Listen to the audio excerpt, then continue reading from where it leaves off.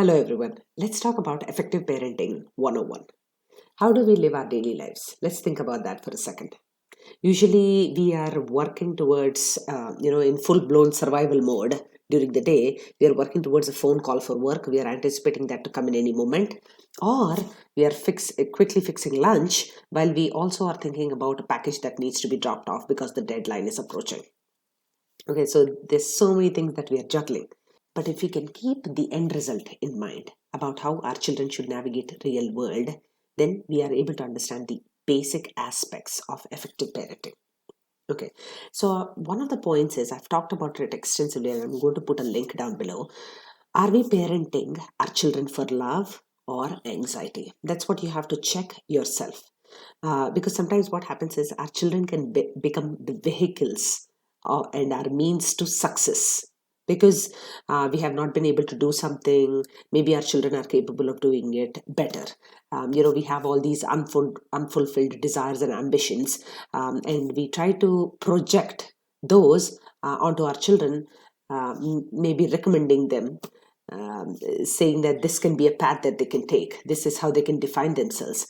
This is what will give the value in the society, right? So that's sometimes we do that involuntarily sometimes, but I want you to be watchful about that.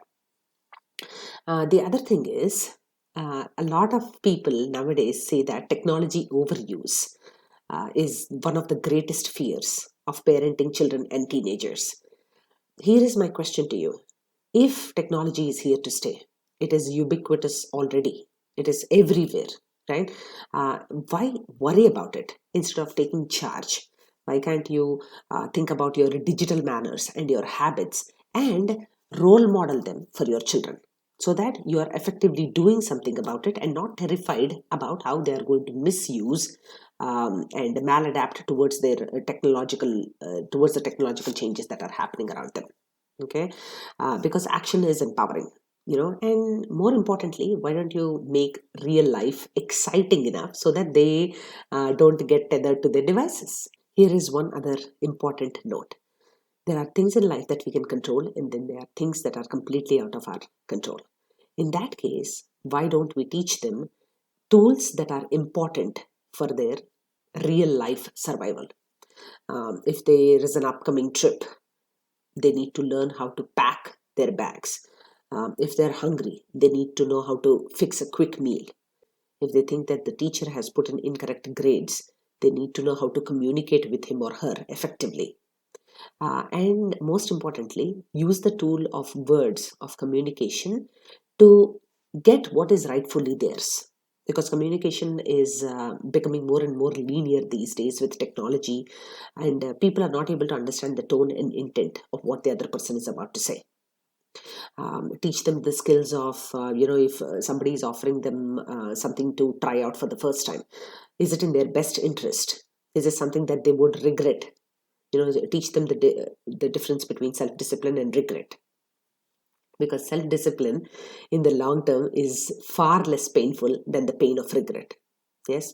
And finally, I always tell my parents this: unless and until it is a life or death situation, please do not solicit advice or rescue your children. Okay, when the stakes are lower, let them experiment in front of you so that they are really ready for college. Instead of asking your children what they will be in the future, teach them tools of treating strangers and loved ones alike. Teach them the importance of collaboration and teamwork.